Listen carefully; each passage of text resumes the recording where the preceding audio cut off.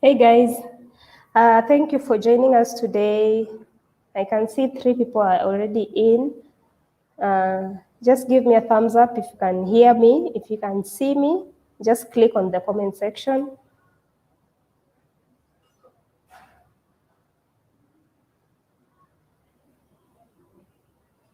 I see you guys joining. We'll have a really interactive session today. We have an interesting guest coming on, so you can share with your friends, with your colleagues. Thank you, Robert. I can see you said you can see me. Thank you.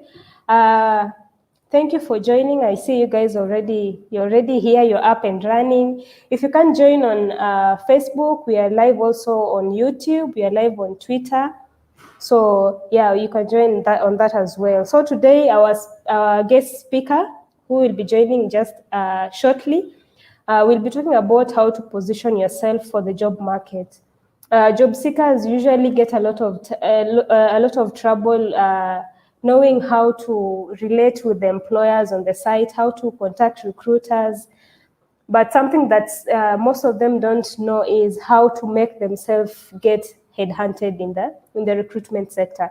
So today we have a very interesting guest coming on, and she'll tell us how to position ourselves for the job market. She'll tell you about the employability skills in the market and how you can make this work for you.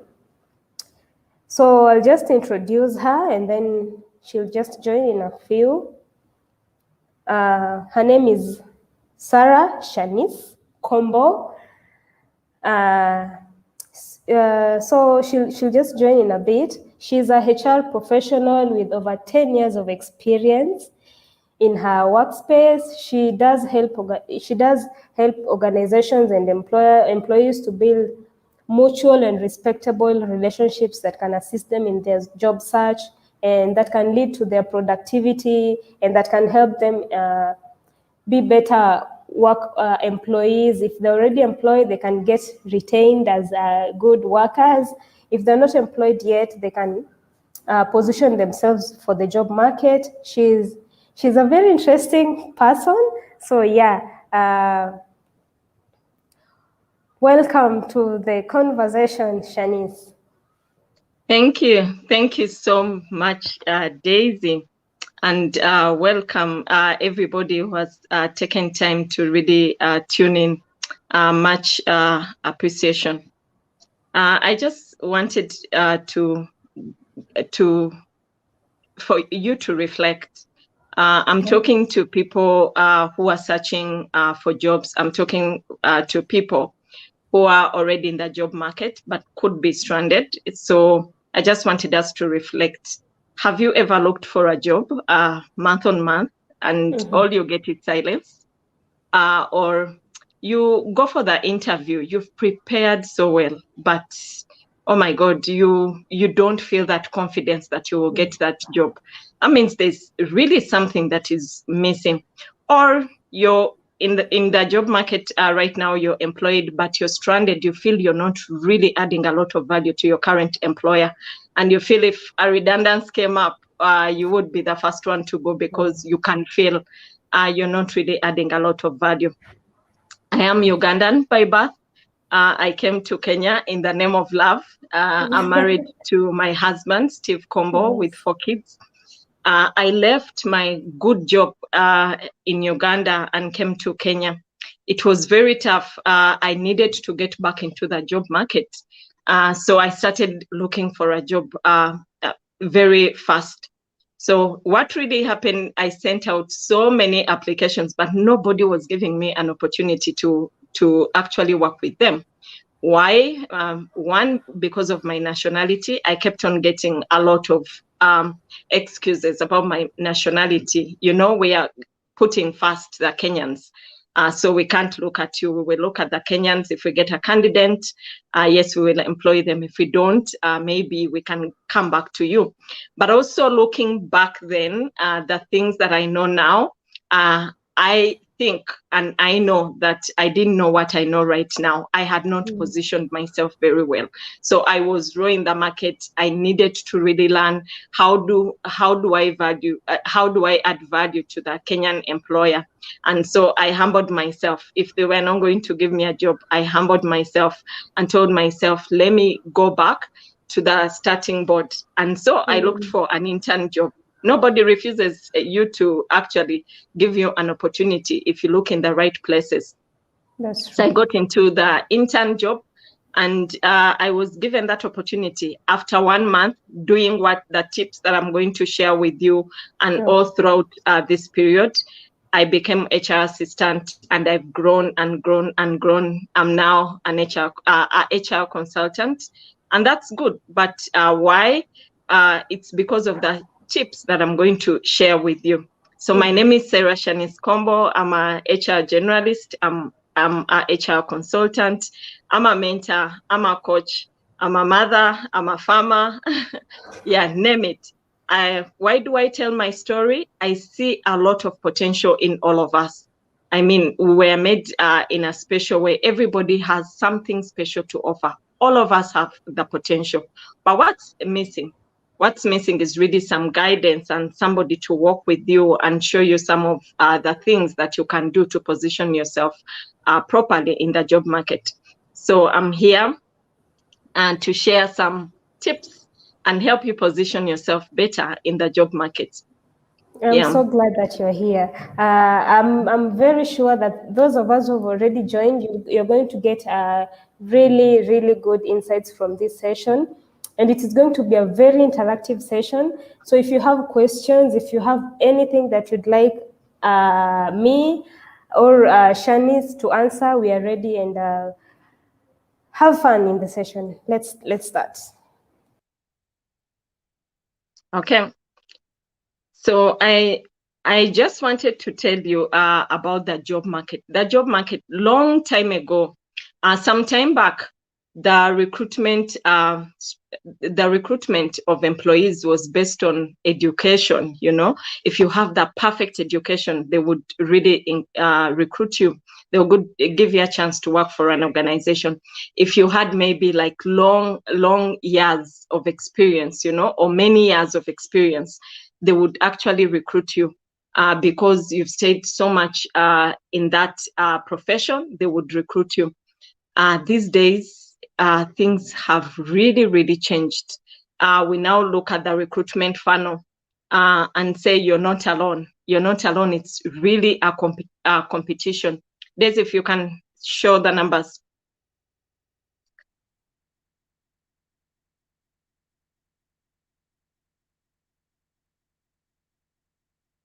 So it's a competition. You're not alone. So I just wanted to give you an example that if BrighterMonday or any recruitment agency posts a job, yeah, this is how it goes. It attracts more than even 1,000. We just came up with that number because we're benchmarking using one job, you know, but every job posted attracts over 1,000. Have you ever looked at a job description posted? I posted, or a job ad really posted, and you feel, oh my God, I fit in this role very well, you know? So you put in your application, but all to see, you're not hearing any response. You don't even know what happened to your CV. You send in your CV, you applied very well for that job, you followed the instructions, but you're not shortlisted. It means there's something. So the job is going to attract more than 1,000 people. 200 might start the application and never complete it. 100 will complete the job application. You know, 70%, 75% or in between will be eliminated through the ATS, you know. Then 25 people can be shortlisted, and 6 at the end of it all, if the HR person reviews the CV, will shortlist only 6 people, and 3 will go to the final interview. And I'm here to ask, would you be the person to join the team if you were given that chance? So what helps us be the last people? What helps us to really stand out? Here are some of the tips that I've learned along the way, you know. to basically position myself. What can push me closer? I go through the 1,000, I go through the 75, the 6, the 3, and be able to join the team. Ladies and gentlemen, I just want to say it starts with prayer. Work on your spiritual life. It's amazing that many times you run to God when you're going to get into an interview. Oh, you pray all the prayers, you know. You're like, God, please help me, do amazing things. Let them pick me. It doesn't start from there. You really have to really put in an effort. Pray first, and then do all these other things that I'm going to share with you. So the first thing is to basically ask yourself, why do I really need this job? You have to reflect.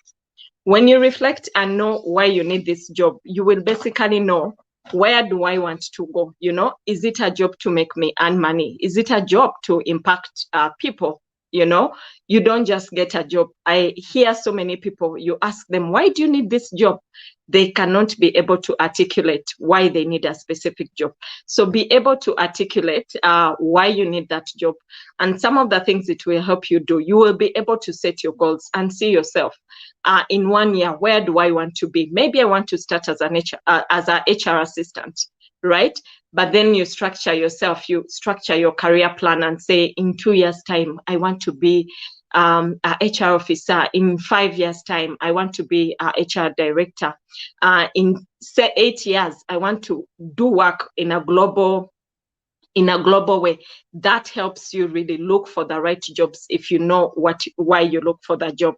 And the other thing I always ask, are you ready to take the risk with that job? Because it's not about the job itself. You can have a very good job, but some jobs are different from others.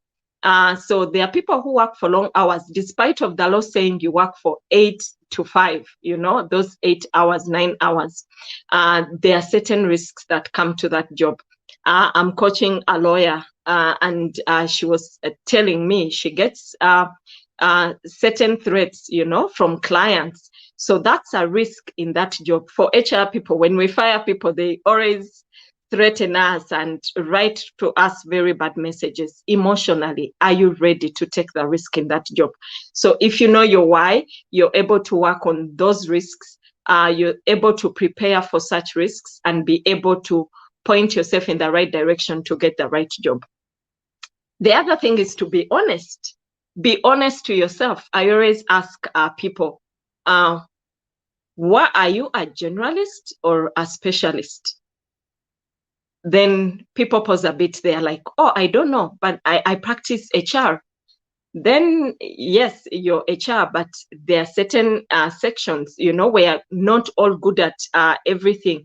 We are good at something. Or you ask somebody, what job do you want to have? And then they tell you, give me any job. I'm ready to do any job. So you ask which job you like, as long as it's in HR, as long as it's in customer care, as long as it's in sales. Just give me any job. I can be able to do it. It's not done that way. So we really need to go back and be honest, right?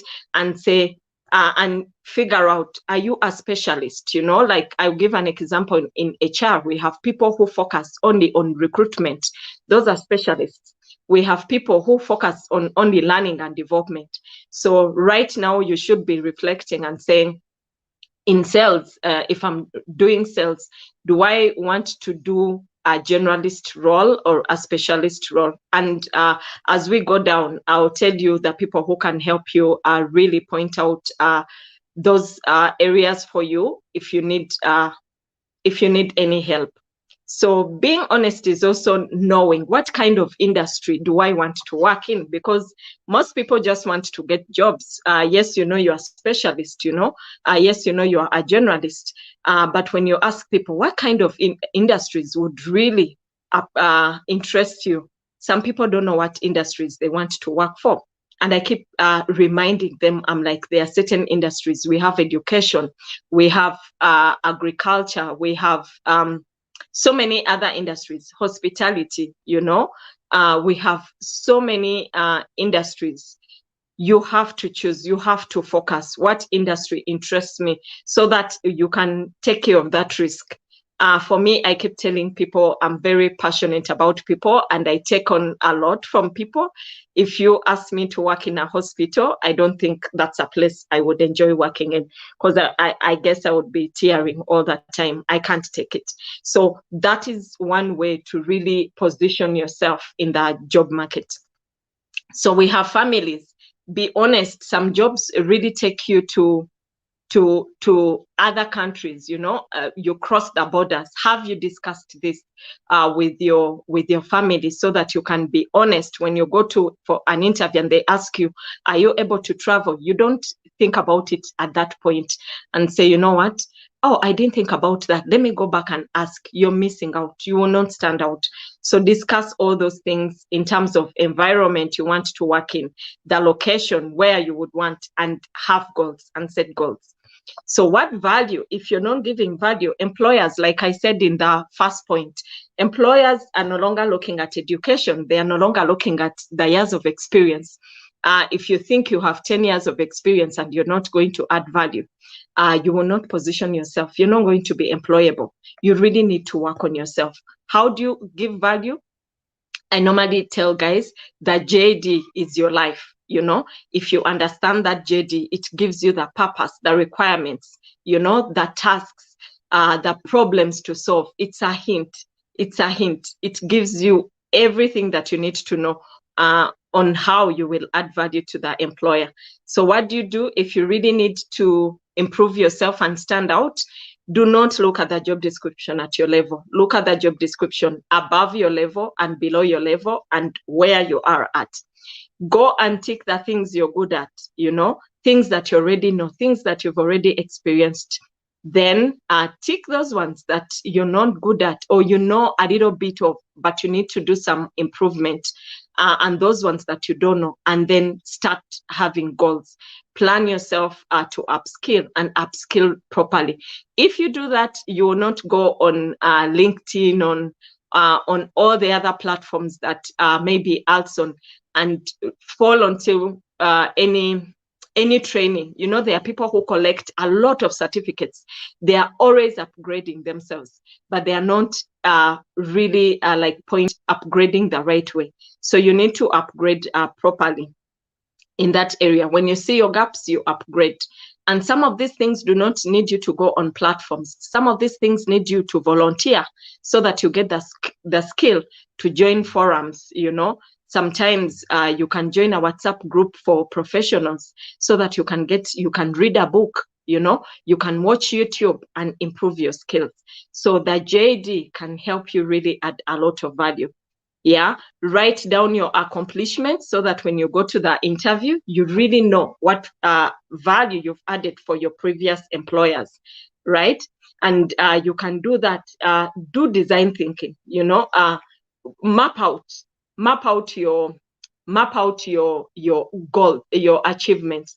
Keep writing them on a daily basis. It's so interesting that when I'm writing people's CVs and I ask, what are some of your achievements? People can't even remember.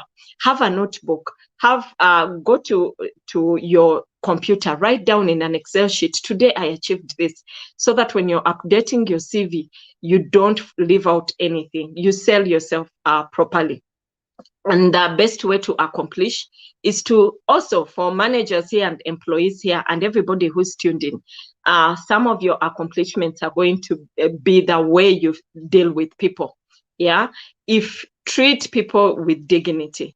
I'm here and I'm speaking to many people who have tuned in because of the way I treated somebody. Somebody here introduced me to Brighter Monday. We've connected, we've networked, and that's why I'm here to speaking to you and impacting you all. So do you have some add-ons, There are certain add-ons that you're supposed to do. It's not all about doing HR, doing the customer care. Yes, you're an HR officer. Yes, you're a recruiter. Yes, you're a salesperson. What are your add-ons? I tell people, I call them add-ons. Other people could say it's extra skills that you bring on board. You really need to have some add-ons. So some add-ons could be that I'm doing HR, but I also know how to do research. I also know how to report. I know how to drive. In case my employee is sick, I don't wait for a transport person to really be on board. You know, I can always drive them out to hospital. So those add-ons really come into handy. How do you communicate? Do yourself a favor and get some add-ons. That critical thinking, problem-solving skills, those are add-ons. Those are the things that make people shine. So how stay relevant as well, you know, that's how you add value, stay relevant. I remember Uber, yeah, before Uber came. We used to have taxis. They are no longer here. These days we have Uber and so many other options, you know. We are not going to stay good at all times. But if you do these things that we are sharing, you're going to really stand out. Make yourself shine by staying relevant. Read a book, upskill yourself, know the current trends in your area of expertise. If you don't know the current trends, you're going to stay behind. And employers are looking for people who are moving with the current trends. Stay relevant. What are you posting on social media? Yeah, you're on Facebook, you're on WhatsApp, you're on Twitter, you're on so many other platforms, you know, social platforms. Name them. You guys know them, right? So what are you posting there? Because when we are recruiting people and bringing them on board, we basically do background checks. We are going to check what stories are these people posting? Are they a good culture fit? You know, are they a good culture fit? So if I read through your stories, I'm going to really be my elimination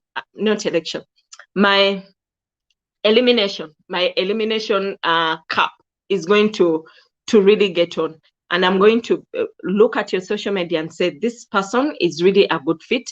This person is not a good fit for this organization. So watch out what you post on social media. Building relationships is what I call it. What are you building relationships? And all these tips I'm giving, you really need to work at them. You really need to put in a lot of effort. So other people call it networking. I don't use the word networking many times, because when you say networking, people really look at events. They focus so much on events. But we don't mean that. We really need, how are you building your relationships? Who do you know internally in your organizations? Are you using those connections? You have a finance person, the HR person, you don't know how to do payroll, but you keep giving inputs to this person to really run the payroll. Why don't you sit with this person so that you learn, you get that add-on, so that when this employer is looking for somebody who is all round, they can pick on you. You know, external relationships. I'll give an example of procurement people. Who are your suppliers? Have you talked to them? Or you will just go to Google and really Google them out, get their contacts and call them and tell them, I need 1, 2, 3. No. Employers are looking for people who have great connections. So when I go for my interviews, one of the things I tell my employers, I tell them, I'm coming. Why do you want to join? What value do you think you will give to us? I tell them, man, I have connections. I know people at FKE. I know people in the labor office. I know people at NIA, you know, the National Employment Authority. I know people, you know, so they need, and that really sounds good, because we are going to be looking at we are going to have issues as an organization. So where will I be running to? I even tell them, I have a lawyer. You don't have to pay. I have a lawyer who is my friend. In case we get into an issue that needs a legal person, I'll be able to bring somebody on board. Have your connections. Have your connections. It's something that you work on. You don't wait for the interview to be given a job and then you start looking for relationships or build relationships. Who is your neighbor? I have had a neighbor who has actually referred me to get a job. How are you connecting with your neighbors? Because when we talk about building relationships, we always think about the professional ones. Your neighbor matters, right? So build those relationships. Yeah, technology. Yeah, technology is very key when you're positioning yourself. These days, I think all of you are evident that technology is key in positioning yourself. You've tuned in. We are not in the same space. We are in different space. Maybe there are people who have missed this session because they didn't know how to use Facebook, right? Or they don't know how to click on that link and join a meeting. It happens. Can you train yourself before? Because most of the interviews we are going to give these days are online. Government directives, people working from home. I just interviewed some people last week, and I realized, you know what? There's somebody who missed an interview because they failed to log in. You're not going to stand out. You're not going to position yourself if you don't know how to use these gadgets. So learn. Do you have a phone? Technology. Do you have a phone? When I call, are you going to pick up that phone call to hear that you have an opportunity to come for an interview? Buy those things. What systems are you using? In most cases, people are going to ask you if you're HR. They're going to ask you, which HRIS are you using? Do you know that jargon? Do you know that language? Or you're going to say, I've never used a system before. Yeah, even if it's an Excel sheet when you don't have a system.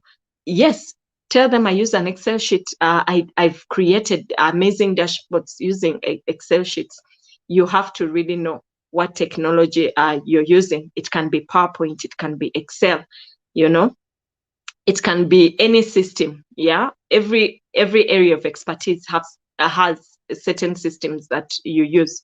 So learn them. Which reports are you able to churn out using those systems? Reporting is very critical these days. Yeah, you don't know how to do analytics? Find out. There are people I ask, what are some of the analytics that you do in your area of expertise? And people don't have any analytics they are looking at. They always give me an answer. That's for my boss, you know. I've not reached that level. No, you have to get to that level. There are reports that you can churn out and really make your boss shine. That's what I've been doing to really stand out and increase my employability. Are you creative? Employers are looking for people who are very innovative and creative. You really need to work on that. I'll give an example. For a recruiter, you don't have to really look at the CV while employing for certain jobs. I remember there's a company I worked for, a hotel I worked for, and I introduced a method of recruiting waiters and waitresses. You know, you can never look at the CV and really get a full picture of how a waiter will behave or speak when you look at the CV. So I had to go and visit another hotel. I took a vacation and really tested somebody. I went, ate, drank, complained to see how does this person react to this client. Are they able to solve issues, you know? And that person really amazed me and I poached. So are you really being creative in your area of expertise? If you're a procurement person, as an example, have you ever thought of inviting your suppliers to see the products that you bring on board, how they are used, what quality they are in when they are being used, and what impact they give to the employer? That's another way to think outside the box. If you're just basically speaking to a supplier, I'm giving tips to the procurement guys.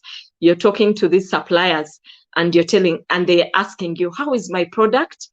You tell them, come and see it for yourself. You schedule a meeting, bring them, take them around the organization so that they can see what else can I do. This is how they use my product. I'm going to improve on my product like this, so that you can give a lot of value. Do you have a mentor? Do you have a career coach? That's another way to really position yourself. I ask so many people and they ask, no, how do I get a mentor? That's what we help you with when you come to us to really get help. But you can easily get a mentor. Mentors are people who really have walked the path.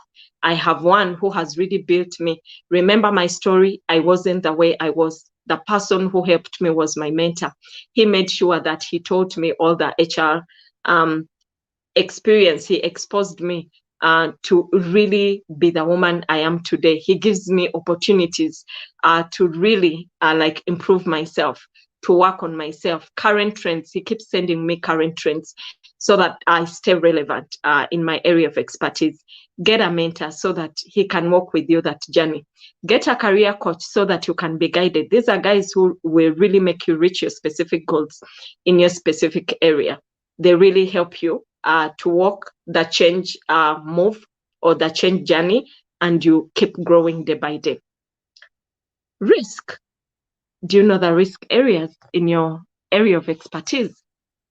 I keep asking guys, oh, what are some of the risks in your area of expertise when I'm trying to write for them CVs, great CVs that really stand out.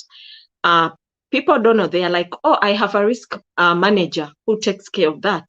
No, this is your job. You really have to know what are some of the risk areas. So when I go for an interview and I'm talking to the person employing me and they ask me, what value would you be adding?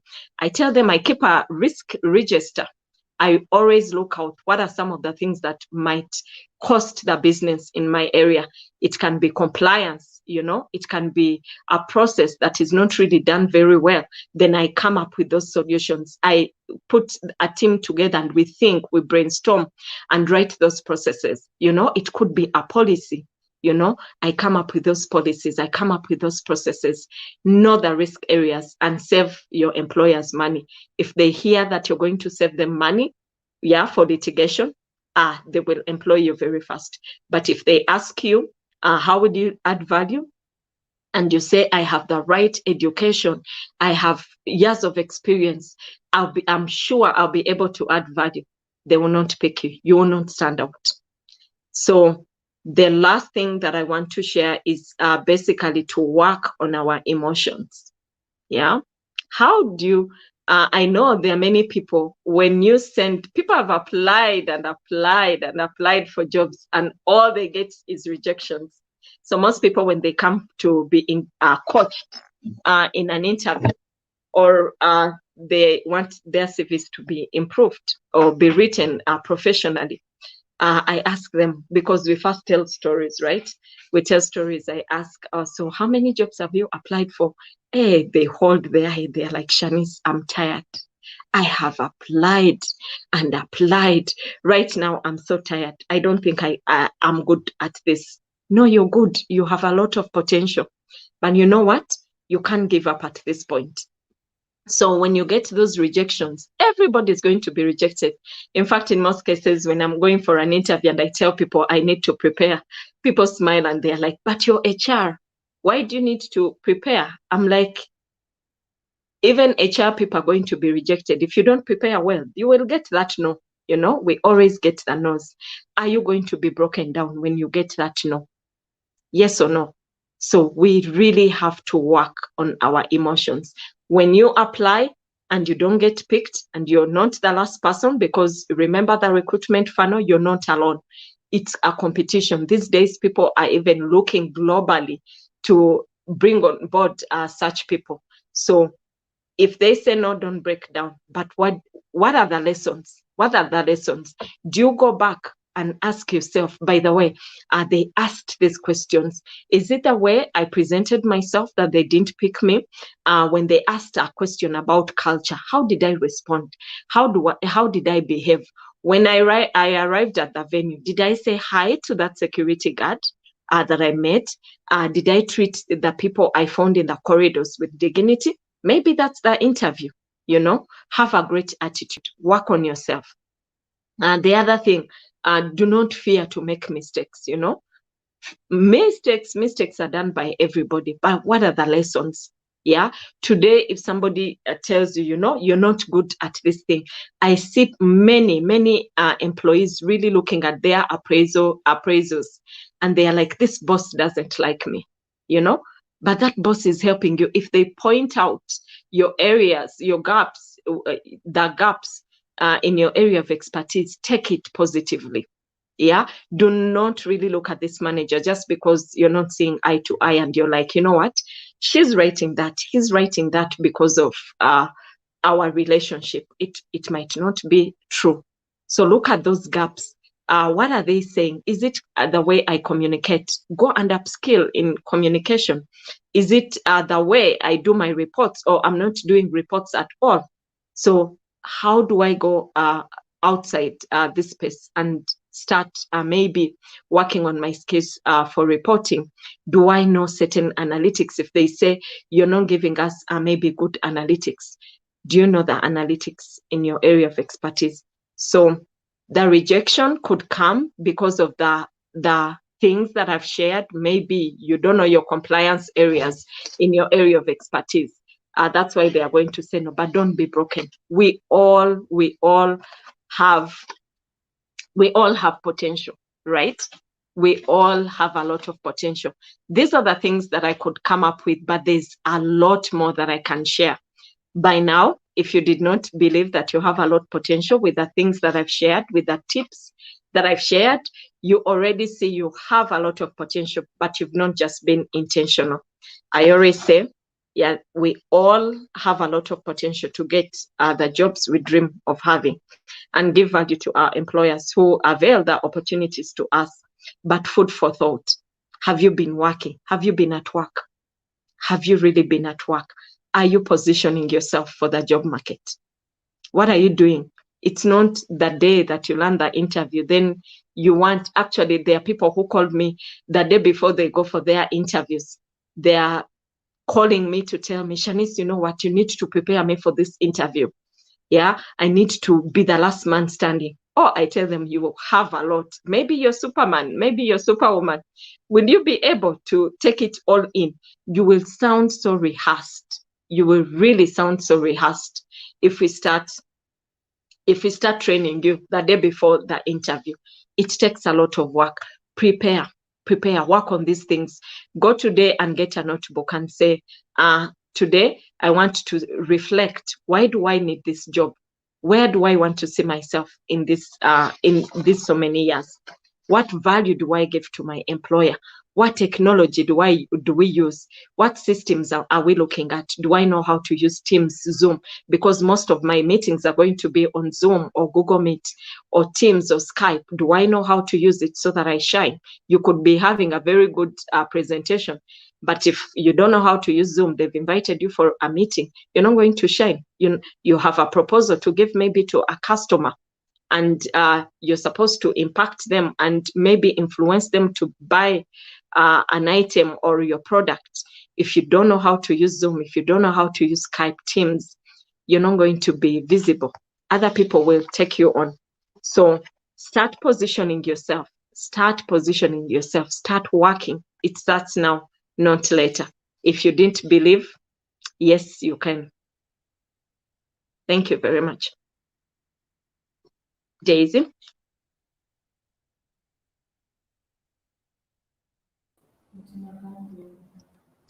Hey, this has been a very interesting session. This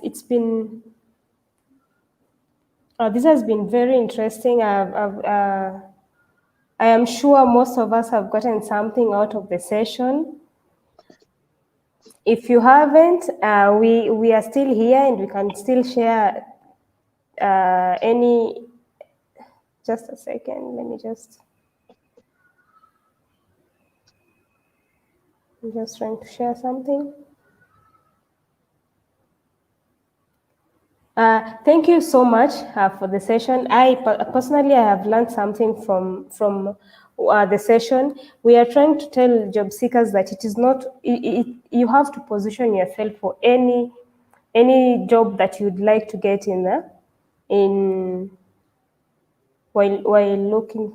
Just a second. I'm trying to multitask. Right.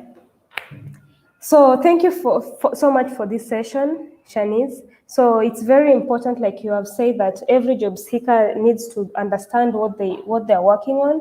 We have to position ourselves for every opportunity that surrounds us. We have to network, because not everyone can get everything at the moment, because it's always not a competition it's always a competition, like you mentioned. So you have to stay on top of the game. You have to make sure that you're doing everything right. You have to make sure that whatever you're doing is taking you ahead.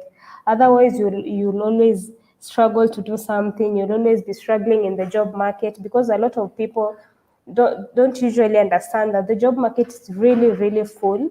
And if you want to be better at whatever you're doing, if you want to get better, if you want to get a job, if you want to get noticed, if you want to get, if you want to advance your career, you always have to go the extra mile.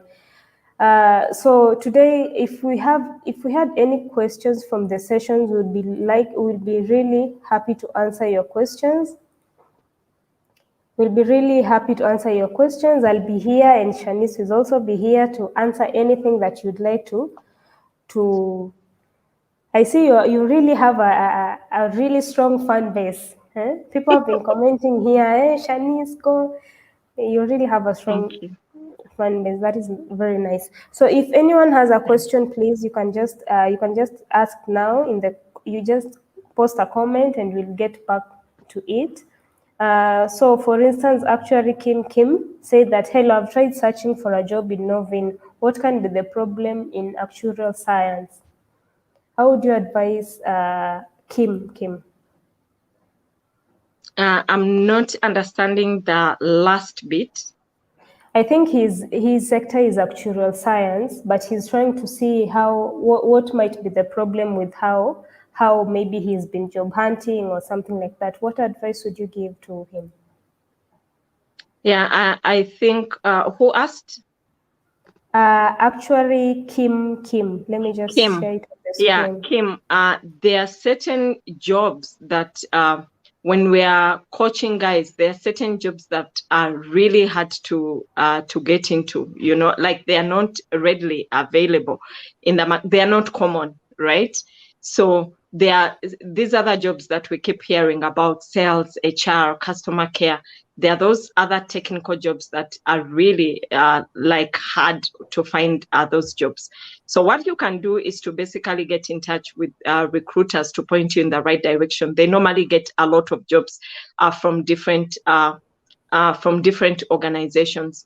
You can also look at the kind of industries. Where are you looking? Where are you searching? Are you going to, which job boards are you looking at? Which agencies are you talking to? So on your own, maybe you might not be able to do that. But when you contact Brighter Monday, or you get in touch with me, we can be able to figure out where to find those jobs and point you there. And don't be fixed. There's maybe something that is very close to what you do. Yeah, so like I said, it takes humility. Sometimes you don't get the exact job that you want. Are you able to go backwards, like Shanice did, from HR manager to intern, and then step your foot into the right organization, and then grow to that position that you want to get? So all that could be some of the solutions. We can guide you further off the grid. Nice, thank you. Like I said, you have a really strong fan base here. Someone is saying very insightful. Thanks, Sarah, for sharing. Cynthia is also saying very insightful session. Thank you. Geoffrey has a question. He says, how do you identify the correct mentor? Yeah, so mentors are very good. Mentors are very good people. I always ask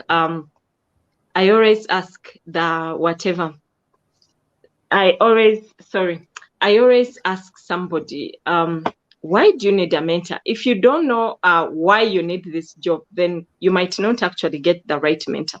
So if you know why you need that job, the value you want to give to the employer, then you're going to get the right mentor, because you'll be planning your goals very nicely. You will say, maybe in 10 years, I want to be a global director.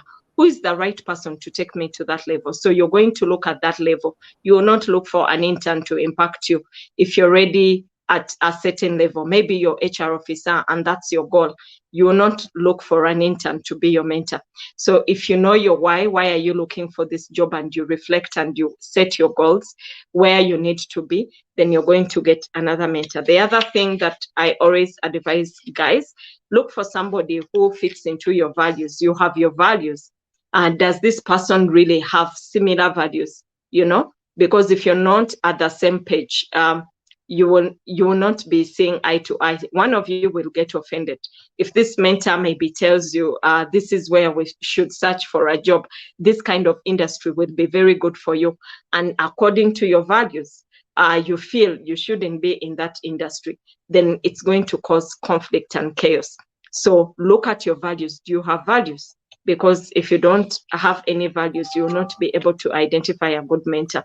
Then look for people who can expose you, give you opportunities. There are people who have walked it and made all the mistakes that you've seen. So these people will be able to impact you and tell you, you know what, don't step here. You can see a little bit of soil, but if you stepped in, there's a ditch. So they will go ahead of you and tell you the mistakes they did, and you will not be able to make the same mistakes. So those are some of the characteristics of a good mentor. Then get somebody who is able to make you the person that you want to be. I don't know if you get, when you do the why and set your goals and see your values, and you see this person has the things that I'm looking for, those are the people who are not going to tell you, I don't have your time. They are there for you. There are people who have mentors, and within a year, you're seen only once. That's not a good mentor. You should get somebody who is going to be there for you. When you ask a question, they are able to listen. You think together, brainstorm, and come up with solutions. Yes. Awesome. That was perfectly answered. Terry is also asking something else. How do I move to a field that was not part of my studies? Oh, yeah, it happens, Terry. It really happens. I remember my undergraduate we all did so many different things, and currently we are practicing certain things, right? Many times we start off as maybe marketers, and then we feel, marketing is not my thing. We do a lot of career guidance. If you come for us to impact you, we do a lot of career guidance for people. Many people are in the fields they are in because of their parents, right? They were lawyers. I want my child to be a lawyer. They were doctors. I want my child to be a doctor. When you tell your parent you want to be a musician or you want to be HR, they look at you. They're like, does that even exist? Will you be able to impact people in this world? As far as I know, it's doctors and lawyers who impact people. It's not like that. So if you find yourself in that ship, what you do is to reflect. I've given you the tips. Reflect. Why do I want to move to this other field? Because you can make a mistake. If you don't plan it out and reflect and ask yourself certain questions, you're going to make the same mistake. You will find that you were maybe in sales and you feel, I need to move into a marketing role or a customer care role or public relations. I feel that's where I belong. That's a feeling, but it might not be the right decision for you. So reflect, involve people who can help you. We have career coaches. You can search even on Google, career coaches, maybe in Kenya. You can contact BrighterMonday. They bring amazing people here to speak, to really guide you into that process. We will be asking you certain questions. I also do assessments. We do certain assessments to guide you. What is the best place that you're moving into? And those results actually tell us or point out where you're best placed to move to. Awesome, thank you. This is from Evans Wekesa. He says that, how do you know that someone is really going to give you a job?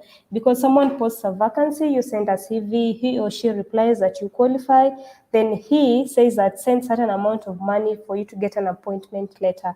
How true is this? I don't know if I should answer it from the BrighterMonday end or you should just start it off. Daisy, okay. You can go for it. Okay, that's fine. So Evans, I know this happens, especially with how the jobs are.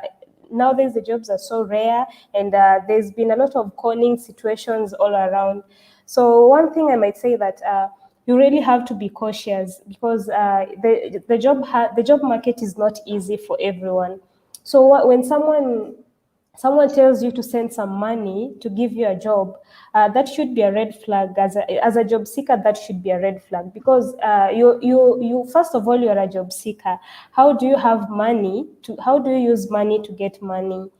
You see, so I think if you find someone that tells you that, that is, first of all, that is a con person who is looking into, who is tapping into something that they know that you won't be able to easily recognize, because you're job hunting and is stressful and you just want to get out of that situation. But Brighter Monday is a very transparent organization, and most of the time we tell you guys that our jobs are posted for free for job seekers, so that they just apply, they get shortlisted if they are qualified, and they get the job. We do not ask any money when looking for a job, because we understand that job seekers are also looking for that same money that you're trying to get out of them. So if you find someone who is asking you for money, that is not true. You should be looking for a job, but not giving out money in the process of looking for a job. We should try to make the job hunting process as corruption-free as possible. I know that is not ideal, but yeah, that is what you should be always doing. So try and be very cautious when looking for jobs. Daniel is asking, Brighter Monday, how do you require a fee for us to look for a job? I think that is already answered. No, we do not require any fee. I think this is yours. On the same question, is it a must that your mentor come from the same field or career paths as you are in? Okay. Great question. And I will go back. Set your goals. You know, what value do you want this person to add onto you? So if your goals are basically within your career path, then you have to choose a mentor in that career path.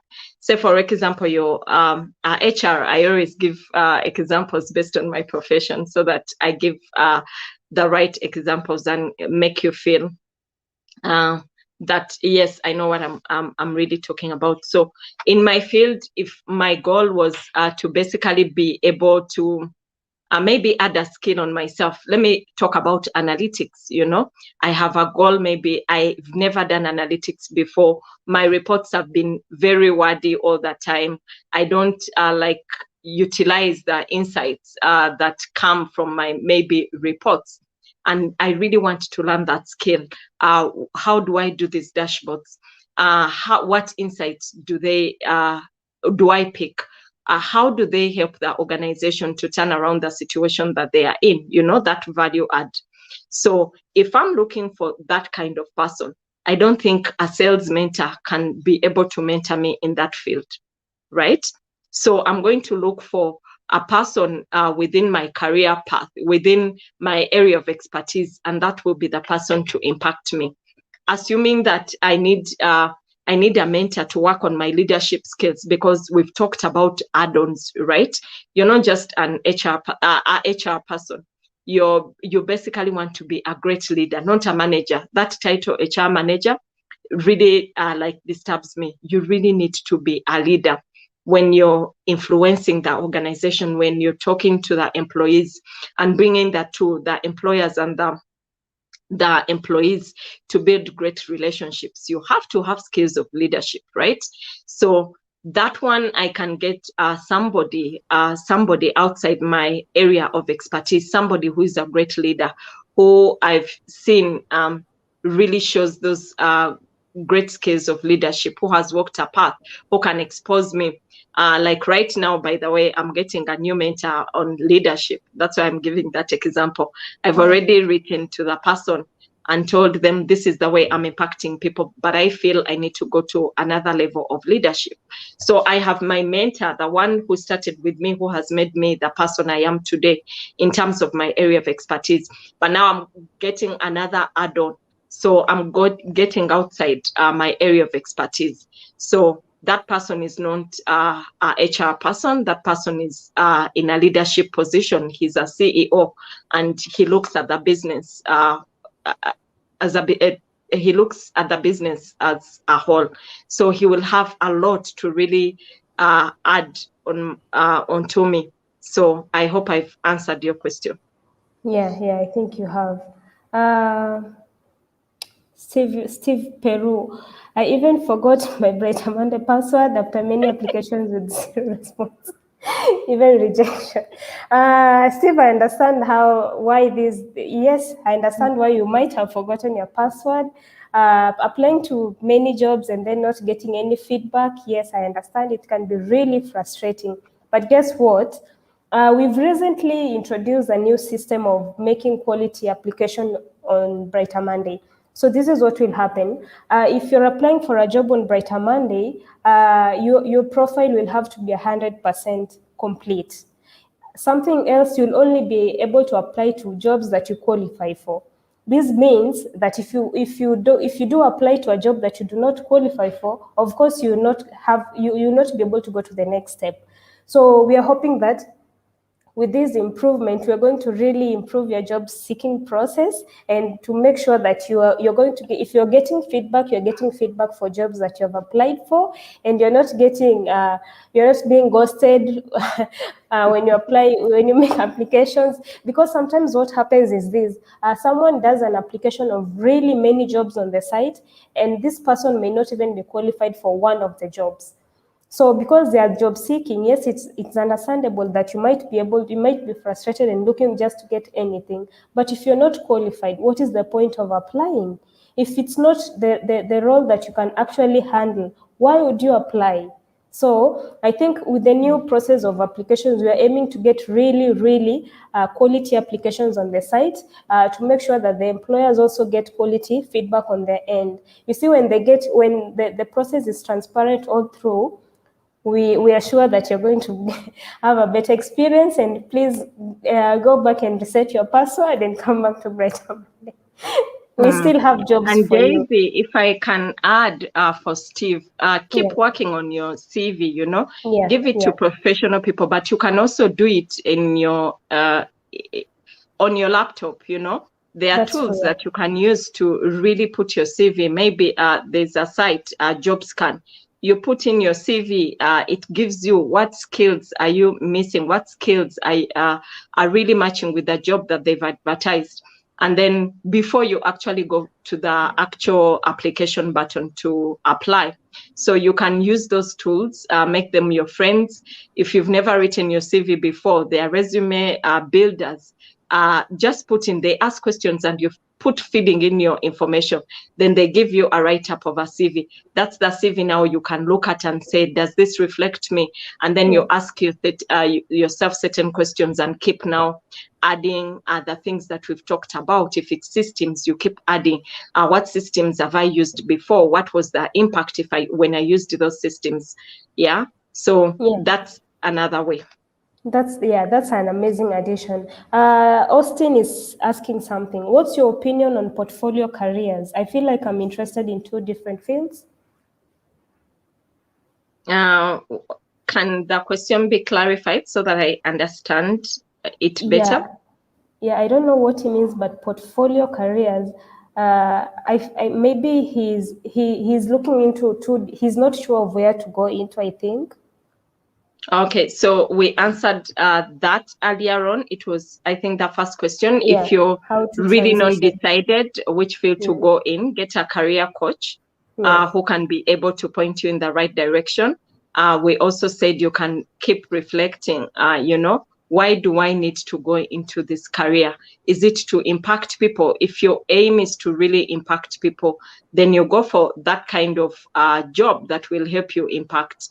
Maybe both jobs are there to impact. What will make you feel satisfied? Maybe growth. Will that job enable you to grow? How is the career path? Is it a short? There are jobs that don't have a longer career path. Will you be okay to take on such jobs? Yeah, that's true. Okay, well, that's some question. I had your guest saying you read our post on Facebook. Why? Because we write our feeling. What's in your mind? Why do you want to limit our freedom of speech and expression? No, Daniel. I don't want to limit. You can post everything that you want. please write whatever you want, but just know employers are really watching. If what you're posting fits into their culture, of course. If I'm looking for somebody who is very good at storytelling, I'm going to pick on you, Daniel, if you have great stories. I was just questioning and cautioning you guys. I'm like, bring out your strengths when you're posting those stories, so that you help the recruiter make the best decision for you. That's true, yeah. Just to add on to that, yeah. Daniel, she's not saying that you should not post anything on Facebook or any of your social media channels. What she said, and I'm using the exact word she said, post with caution. Whatever you are doing on social media, make sure you're doing it, but don't make it detrimental to your own career. Because sometimes people have lost jobs. In Kenya, people have lost jobs because of what they posted on Facebook.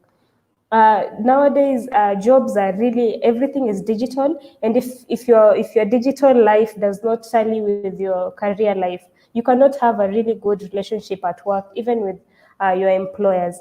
So while we are not saying that, we are not limiting your freedom of expression. You have that. It's your timeline, it's your page, the page is yours. You can post anything you want, but just make sure that it is not making your job search, or if you're already employed, it's not going to affect your work.